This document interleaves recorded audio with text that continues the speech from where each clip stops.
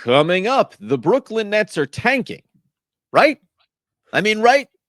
They beat the Raptors. They mess up the odds further. And we debate whether or not they do understand the assignment. Coming up next.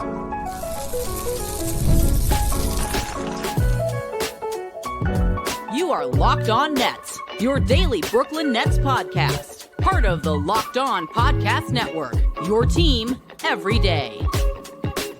Yes, my friends, it is the Locked On Nets podcast right here on the Locked On Podcast Network. It's your team, the Brooklyn Nets, every single day. He's Doug Norrie. I'm Adam Armbrecht. We thank you, as always, for making us your first listen of the day. We are 100% free on all those great platforms and let you know that you can continue to win big all season long on FanDuel. New customers can place just a $5 bet, and you'll get started with $150 in bonus bets if your winning first $5 bet hits. Visit FanDuel.com to get started today. And Doug, the Brooklyn Nets, they're doing it, buddy. They don't understand what we're trying to pull off here. 101-94, not only a win, but a comeback win over against the Toronto Raptors on the road, seemingly continuing to further frustrate the fan base when it comes to the tanking agenda. Well, it probably depends what fan you are, right? Because we got competing factions of Nets fans right now, which we're going to talk a little bit, and I'm sure we're going to talk about the rest of the season. And that's fine. Got something at least in a tankathon, we have something that's like the Nets are keeping things interesting, although not in the way you thought it would be interesting when we thought we would be like just doing hardcore draft talk already right now in December. But instead, we're talking about a team that has 11 wins. This was an interesting game for a lot of different reasons. And, on a high level, it's a interesting tanking game between the Nets and the Raptors. And the Raptors brought their absolute tank A game by sitting out RJ Barrett, who's quote unquote sick. And then Jakob Poeltl, who also sat out. Nets, went back the other way by getting Claxton ejected. So he tried to understand the assignment. We'll talk about him.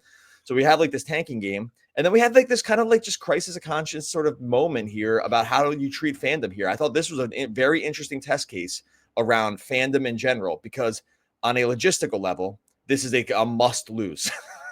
And I personally find it impossible to turn my brain into that space while watching the game. And so this bad win / good win. And I'm at a crossroad. We're at a crossroads here around how to like think about the season, I think, because I think this game was the picture perfect example of that. These ideas colliding around like what this Nets season is supposed to be. Well, and it is funny too, because there's the Cam Johnson performance in this game is excellent. There's other things in this game from if you're going to win in a season that you want to be tanking, there's certain tent pole players that you would want to see do well. We can give little nods to maybe someone like Jalen Wilson, who did not have a game that would be worthy of winning in the situation. But you said it. This is the first time I said it over on X last night. And I still am going to, I think, end up where you and I have been all year long, which is when the ball gets tipped off and the team starts playing and they're down double digits in the third quarter and they find a way to battle back and win a game, I ultimately am always excited. I'm always happy that they won the game, because that's the point of watching sports. Sure. However, early on in this one last night, I did have that bubble up in my stomach, and it wasn't just the bad fish I ate of, oh, guys, if ever there was a time, and when we know it comes down to Jordi Fernandez, who after the last game against the Cavs, he came out and said, effort wasn't there. And if you're not going to give the effort required by this organization, you're not going to play. So even though they were trading Dennis Schroeder, and clearly we, giving the signal, we understand we want to move some of these veterans, the reality is that is not what's getting discussed in the locker. That is not that we expected it to be, but there's no let up from Jordi Fernandez and this coaching staff in terms of what they want. So I was conflicted, I will say, in a game against what was a 7-win Toronto Raptors team, where you go, okay, try to close this gap on the odds, the top of Tankathon. You're going to play them again in another few games. You have the Spurs in here coming up as well. Like, all of these things are lined up to at least close this gap and reset kind of what the remainder of the season is going to look like. And instead, they win the game. they win the game. They fall to 9th in the Tankathon odds. Toronto loses. There's other teams that lost along the way too. So I did have the struggle. This was the first time this year, legitimately, that I really struggle with the idea of, well, what are we doing here, guys, if we're going to win this game against this team? And this is like these competing factors, like these competing ideals of like what's supposed to be happening, right? And this is why I'm telling you right now, this game was like sort of the canary in the coal mine for like how everyone feels about this season, because this put everything to the test. Like even hardcore, like because again, the math is clear here. The Nets should lose. Like the math is very clear. Like they need draft picks. They don't have a stable of like superstars. The only way to get them is to really draft at this point, draft and then free up cap space to be able to hopefully sign somebody down the line or trade for somebody that can fill in the rest. Like that's kind of the plan, but they need to nail the draft picks first. Like they just have to be able to do that.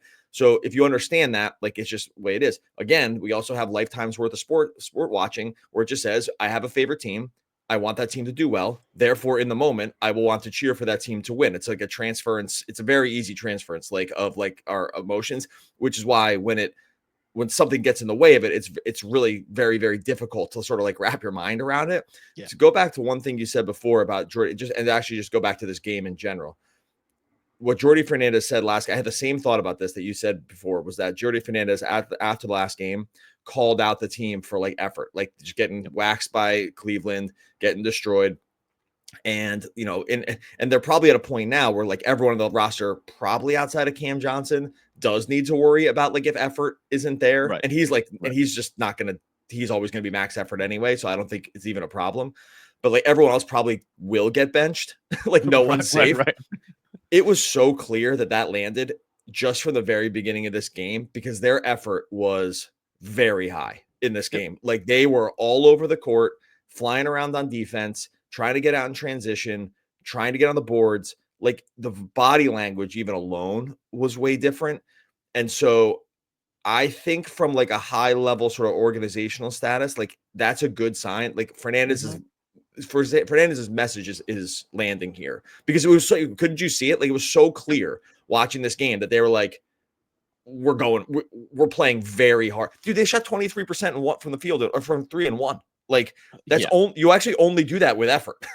Like it's only possible. Like grinding out every other phase of the game to get yourself to that spot, right? So like so I think that like I think it's a good sign from a tanking perspective. Again, there's a crazy organizational push and pull here, because what you don't want to do is you don't want to be one of these bottom feeding teams that just has a culture of losing for the rest of your life. The Wizards, the Pistons, the Jazz. It's like these cultures of like, we're multiple years into, maybe Jazz a little unfair. We're multiple years into this. Like, when's it ever going to be better? We're just perennial losers. You definitely do not want to be that. And so, but at the same time, Charlotte's doing a bit of that dance these days. You get only one chance at Cooper Flagg and Dylan Harper. You know what I mean? Like, so you're in it's just such a weird spot to be in. But at least from the player's perspective, the effort was for sure there. And we talked about this earlier in the year too, about Jordy Fernandez. We talked about, and this is why another part of that push and pull is, well, we spent the last handful of seasons not having the right coach, maybe not even having someone that was actually coaching, right? And so from an organization standpoint, you go, yes, we've hit it. We've got Jordy Fernandez in place. And we had this discussion, I mean, last month, where it was, how much is it worth knowing that you are feeling like, beyond almost a shadow of a doubt, we have the right head coach in place. This is a guy that can helm our ship for the next decade, right? That stability matters too. You talk about effort for guys that are definitely, we think at least, going to be in the mix and a part of rotations going into next year. Every single young player that you could look at across this roster, you know, Keon Johnson, it was a bad night. He only played 8 minutes. It doesn't matter. Maximum effort. Noah Clowney, 37 minutes in this game. That's a guy that really matters. Even a bad night for Jalen Wilson, Day'Ron Sharpe. Like, there's enough players here that you can look at and say, what Jordy Fernandez is preaching is being practiced by guys that are going to be a part of what we do going forward. So, walking myself off the ledge, in spite of the Brooklyn Nets getting this win, where is the value in what is occurring right now? And is there a silver lining when you talk about tanking odds and some of the flattening that the NBA has gone through in that regard? We'll get into that, plus the Nic Claxton ejection, all coming up here in just one moment.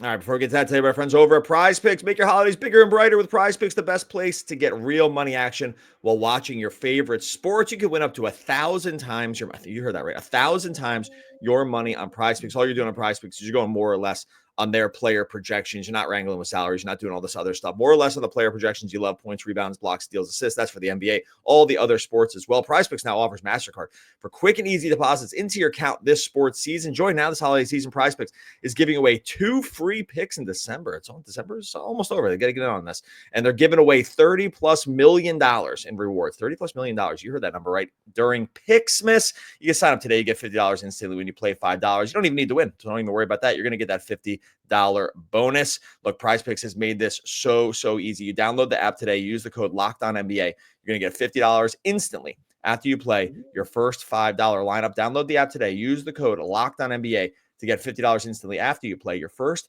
$5 lineup. PrizePicks. Run your game. And we're done with that. Today's episode is brought to you by Rocket RX. If you're ready to boost your confidence and take control in the bedroom, Rocket RX has a solution. Imagine feeling more prepared and performing at your best. Rocket RX makes it simple and stress-free. Rocket RX offers FDA-approved treatments for erectile dysfunction at a lower cost than branded alternatives. No more uncomfortable doctor visits or pharmacy trips. Everything's delivered straight to your door in discreet plain packaging. With Rocket RX, you get trusted care from a real U.S. clinical team. You just got to complete a quick 100% online consultation. No problem. You get your free prescription today. Visit RocketRx.com to get started now. It only takes 2 minutes right now. Our listeners can get 40% off your first order when you use the code LOCKEDONNBA. That's RocketRx.com. Code LOCKEDONNBA for 40% off your first order. Terms and conditions apply. Rocket RX, better sex made simple. All right, as we continue today's Locked On Nets episode, talking about the win over the Toronto Raptors and whether or not 101-94 was worth that comeback vibe. And ultimately, I think you will hear more from me than not that it is worth it. And it is a good thing to go ahead and give yourself the confidence in your coaching staff and maybe give your confidence in some of these young players. Now, the one thing that I will say too, after being a little bit disgruntled by the game last night, is when you go into the one thing about the NBA draft now is, even though when you talk about number 1 overall pick, which is the ultimate goal coming into this season, the 14% for the top 3 teams, and still, double-digit percentages when you get down to the 5th spot, the Brooklyn Nets in the 9th position right now still have a 20% chance for a top 4 pick. And I think by the end of the year, we'll be talking about them being higher in these odds as opposed to lower. So somewhere maybe can they get to the 4? Yes, they still totally can. By the way, Utah won a game, as did Washington. So it almost did frustrate me a little bit that on a night when some of those other teams won games, the Nets, of course, got their victory as well. But you can still get yourself up into that conversation. So it isn't as dire in terms of where you finish. And if you believe in vibes, then you can make something of a case of doing it the right way, as the Brooklyn Nets seem to be trying to do when it comes to being better at basketball, coaching well, trying hard. Then maybe the odds fall a little bit better in your favor when it comes to ping pong balls in next year's draft class, and finishing 6th, 7th, or 8th will not end up being a detriment long-term for this franchise. And they have 3 potential other picks in the first round too. So do we think that they can avoid looking back at this upcoming draft and saying, oh, that was the moment we blew our chance to reset our franchise, as opposed to we're still going to be in a great position to build successfully under Jordi Fernandez because of everything we've done with Durant and Mikal Bridges trades? All right. So on a high level, I'll say this. We've been doing this podcast for what, like 33 years, 37 years? I can't remember. Maybe I'm going to round up 40 years we've been doing this podcast. I think it was 40. Yeah. I'm hard pressed to remember the games that really mattered on like a macro level, like down the line, right? Like, even though I know many times on this podcast, we have said, is this the moment? Is this the moment? Like, I know we've said that many, many times. And by the way, in the good days and the not so good days, we've said this many times, because this is the nature of sports. In the moment, you think it all really matters. And what I know is, although I'm positive that we could go back and listen to our podcasts and be like, how many times we said it, I cannot remember a single one of them, except for like Durant's foot on the line. Like, I don't know how many other games like really stood out as quote mattering when it gets to the end of it. So that's where I'll pump the brakes on just sort of like a macro life level of being like, will we remember? Well, I would almost guarantee we remember themes. We remember vibes of seasons, right? That I think is what you're driving at, right? Is we remember the overarching, what was our takeaway from this year, as opposed to how it mattered relatively speaking. But you don't zero in and say this game, that moment overall broke us or made us. There's no way a game 82 we're going to think back. I'm just positive of this. Well, there's no way a game 82 we're going to think back at game 27 and be like, oh, man, what were they doing in Toronto? Right? There's just too many things that can happen. Like there's too many things that can happen between now and then, right? So knowing that, I feel very confident saying, no, this is not a turning point because there's going to be 50 other turning points, or not that many, but like they're going to trade these guys. They're going to lose other games. They're going to win other games. Like something's going to happen. Like I just know that. And I'm only using us having done this at this point, probably longer than any other Nets podcast. We got to be the longest running one, right? At this point. Yeah, no, there's a couple other ones. But like point being, I just know if we look back at these things, we just don't think about them. And so, no, I'm not worried about that part of it. And that's actually kind of like a realization that I came to. It's like this feeling that I came to while watching this Raptors game was like kind of this, what you're speaking is this thing. It's like, I just know we're not going to remember it. So I might as well choose to go for the win and like, and be happy. Because I'm positive we just have too many experiences where we don't remember. And if, I know some of your fans are going to be like, oh, I remember all of them. Okay, whatever. I'm not talking to you. I'm talking to everybody else. All the not you fans. I mean the other not fans. You, one person that will come. I'm not talking to you, one person that will complain and disagree with me because that seems to be a theme around these parts. But like everyone else that's normal will just look at their life and be like, I don't really remember, so I might as well just go for the W's. There was a funny, it's like it's not even a part of his stand-up act, but Bill Burr has this line in an interview where he talks about everyone, being worried about what could go wrong and trying to prepare for all these inevitable outcomes. And the summation of it is, why bother? Enjoy it. Assume it's all going to work out. And then if you get there and it doesn't work out, you figure it out then. But what's the point of going through the process, always assuming and fearing and trying to prevent the worst possible things from happening when you don't know, right? Problems come up. We'll address them when they arrive. And as it stands right now, while we can sit here and say, it looks like this could be going the wrong direction, it could be a real problem. What are the Nets going to do? We don't know where the ping pong balls are going to fall. We don't know what other trades may come down the road and how this team is going to look another 50 games from now relative to where they stand today. So I do agree with you. And that's why last night in that moment, I was like, oh boy. We're doing it all wrong. And by the morning, by the time we went set to record, I came back down to earth of, we'll turn the page. 5 games from now, I'll forget that Toronto was the team that was near the top, and we'll see where we stand as we continue to move along. And by the way, the other big themes are going to be who's getting traded, what's going to happen next for this roster. So there's a lot happening here around this team. And I think from that level inside of this game, one of the reasons why they won it is because Cam Johnson turned around and said, hey, in 34 minutes, I'm going to go 9 of 15, knock down 4 of 10 from deep, get to the line 12 times, give you 11 made free throws, and I'll also knock in 10 rebounds, 6 assists, and 33 points, right? Like, there was something to be said for talking about silver linings.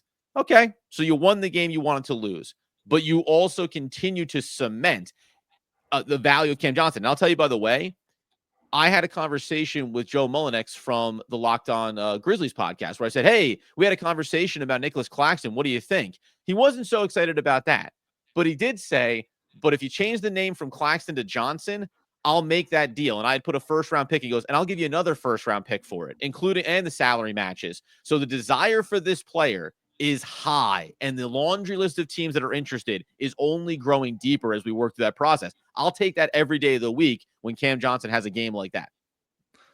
Yeah, for sure. I mean, like, I think they're going to just get this value. Like the fact that everyone gets this, that like they're going to get this value. Now with the Claxton thing, it's a little different because we'll talk about this next because the Claxton piece, the Claxton piece is actually what we'll spend the last little bit here on because first do an episode about how Claxton would be really valuable to other teams. Step 2, have him get ejected by whipping a ball into the crowd the very next night. Okay, that's the way you want a podcast, fellas. And we'll talk about that to close things out in just 1 second. All right, before we get to that, I'll tell you about our friends over at FanDuel. Look, you're tackling the NFL action, NBA action as well. FanDuel, America's #1 sportsbook right now. New customers getting bet $5. Get $150 in bonus bets if you win. FanDuel Sportsbook app gives you everything you need to place live bets on the NFL. It's all in one place. You're going to grab a hunch in the middle of the game. You check out the latest stats. You're going to view the play-by-play. So much more. It's all on the same page where you place those bets. Just visit FanDuel.com to join today. You get started with $150 in bonus bets if you win your first $5 real money bet. That's FanDuel.com. Never waste a hunch. Make every moment more with FanDuel, an official sportsbook partner of the NFL. All right, so as we tie a pretty little bow on the Brooklyn Nets Locked On Nets podcast, we're almost the official podcast of the team, I like to think, if you're really a diehard fan. Remind you, by the way, we talked about Dorian Finney-Smith this week. We've talked about Cam Johnson literally all through last week and his trade value. We mentioned the last episode talking about Nic Claxton. We're going to do that a little bit more right now. So we are having these discussions on what's next for the Brooklyn Nets. In terms of the simulation working, Doug, it's working when you do an episode like we did, talking about should the Nets consider maybe trading Nic Claxton, where would the value lie, making sure it helps the tank. Well, he tried to put that test to the limits, got himself ejected last night, his third ejection of the season. And then, by the way, the team went ahead and won the game without him anyway, really just blowing up this idea. I tell you, if he has cachet around the trade market, and this is, something we just riffed on a little bit, it's not something we're getting any real rumors around the league from. There would be concerns about how he approaches the games on a night in, night out basis, and that little thing that he cannot seem to turn off, which is controlling himself in some moments of frustrations over the course of a 48-minute contest. It's a joke. It's a joke. It's his third ejection already this year. They played 27 games. He's basically been ejected from 1/9. Every ninth game, he's getting ejected from a game. I mean, I can understand. Okay, you can never understand because it's way too many times. Two, it's like not even like this team's like these high leverage, like, just going for the championship and like every game super intense. I mean, the team's like got 11 wins and he's getting ejected. It's stupid. It's so stupid. Like these things are so like his, like, he nearly takes Dyson Daniels' head off. Like that was one ejection. I can't remember the second one. And that was a deserved ejection. I was like, oh man, he might get suspended from that one. It was just like a pretty dirty play. And then because he also sort of posterizes it into the crowd at the same time on the Dyson Daniels one. Yeah. I don't remember what the second one was. Maybe you can look it up. And then this one here is just like he's mad about a call. He gets fouled. He's about to go to the line. And he just like whips the ball into the stands. And then the coaches saved him. He would have for sure been suspended because he after that took a seat. He gets suspended. It's so obvious he's getting kicked out. So obvious he's getting kicked out. And he takes one of the seat cushions and raises over his head, like threatening, like he's just going to chuck it at somebody or chuck it onto the court. And thankfully, one of the coaches stopped him from doing it because he for sure would have been suspended from that. And it's just like, what are you doing? Like he gets paid. It's just he's way too long into his career for this stuff to be happening, right? He's 25 years old. He just got paid. Like he's got, he's set for basically not like money should matter, but like contract wise, he's set. Like he got a huge payday, right? $100 million payday. Like, and again, that shouldn't matter, but you're there. You're kind of like a veteran on the team now, like, right? Like he's a veteran sort of presence on the team. He's been on the team a long time. And like every ninth game, he gets suspended from this dumb stuff. And I just don't, it's a joke. It's a total joke. He mentioned it before, like he had an off the cuff interview recently where he was like, this is his words. He said like, maybe I need to see a therapist. Like those are his words. Like if you can look up the quote, it's like, and I think he was like kind of speaking tongue in cheek, but speaking to this idea that like he just like kind of snaps and loses it. But like, this can't be happening. If I was the Nets, I would really think about suspending him, and like having him just sit out like a game or two and be like, I don't know if they will, but you just can't have this stuff happening at all, basically, and not for sure, not one out of every 10 games. Like he just gets bounced for some dumb act, and I don't know. It's kind of a joke. No, I mean, tie it back to the top, right? Jordi Fernandez, what he's instilling in the team, right? The fight, the grit, the hustle, all those things. But he's not talking about this, right? So you want guys to be dialed in. Are you one of the players that is following and being an example of what Jordi Fernandez wants? And then what you just mentioned, you're pretty far into your career here. And also, you are representative of what will be one of the veteran leaders of this roster going forward. If you're on this team going into next season, when we assume that he's going to be, he has the contract, everything else we've always talked about. Okay, you're going to draft a couple of young players in the first round. You're still going to have Jalen Wilson. You're still going to have Noah Clowney. All these veterans are going to be gone. There'll be other veterans on this team that are filling out the salary cap. It's not going to be the same as this year over the last couple of years. You're going to be, or you should be, one of the players that the young core looks to as the leader of the team. And how could you? It'd be the equivalent of when you look at the Golden State Warriors, and I'm not comparing the fact that Nic Claxton gets ejected from games to some of the things that have gotten Draymond Green ejected from games. He's done some of the more non-basketball physically assaulting other players. They're related. Kind of vibes. They're the same kind of vibe for sure. Well, and the taking off the head almost of Daniels, as you mentioned, that was the one where you were like, well, hold on now. These aren't just, big energy plays and, oh, you didn't control your limb. This is something a little bit beyond just the context of the game. But when you look at Golden State and all their pedigree and everything else, you never sit there and go, well, Draymond Green is the leadership of this roster. It's Steve Kerr, incredible head coach, clearly has the pulse of the team. And then you always had Steph Curry. So, well, he's the best player. So you're going to go ahead and try to control yourself. And by the way, even in having players like that, you still had Draymond Green be like, sometimes, man, I just can't control myself. And Draymond's got a green. Like that's been a lot of his explanation over the course of his career. And you're not at the point, one, where if you're Nic Claxton, the Brooklyn Nets, that you're doing so much winning that you could just tolerate it, right? This isn't the Kevin Durant, Kyrie Irving, James Harden area where you go, yeah, Claxton's our pet monster, and he goes a little bit nuts. So I don't know. You mentioned the piece about, Nets should suspend him. I don't know where I fall on that. And we'll come back next week and maybe extend that discussion because I think it's one worth having. So I don't know where I landed on it. My initial reaction was almost comical in the fact that we're talking about another suspension for Claxton, another ejection for Nic Claxton, that he doesn't seem to have really learned or turned the page on that thing. And it was you threw the ball in the crowd, you've been ejected. Okay, it's your third ejection of the year. We'll talk about it. But then you're going to go over and almost passively try to pick up the cushion and get into it where multiple coaches, as you say, need to sort that out. I am finding it hard. And it is oddly enough making it harder to look at Nic Claxton and say, I'm excited for him to be a part of the core that moves forward in the rebuild for the Nets. Because I do like vibes. Like, vibes are fun to me, and Nic Claxton is bringing some of the wrong ones. Yeah, I'll stop short of the suspension without pay, because I'm not a person that would ever want to take money out of someone's pocket, in really any sense of the word. So I want to clarify that. I more just mean a message that you're just not going to play. Maybe the message is only money. I don't really know, but I don't want to suggest that, because I would not want anyone to suggest that for me about anything. So I always stop short about suggesting that for others. But I just more mean a message of what Jordy Fernandez said last game. It's hey, if you're not going to bring this quote unquote effort, then you're not going to play. I mean, the effort extends to your ability to stay in games, which you can't do if you chuck the ball into the stands. Okay.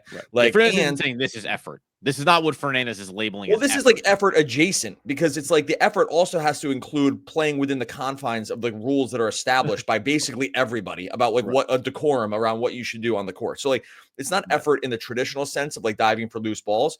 On the opposite side of it, there's an effort part where it's you need to extend effort to control your emotions so that you don't get kicked out of games where we could really use you on the court. That's another kind of effort.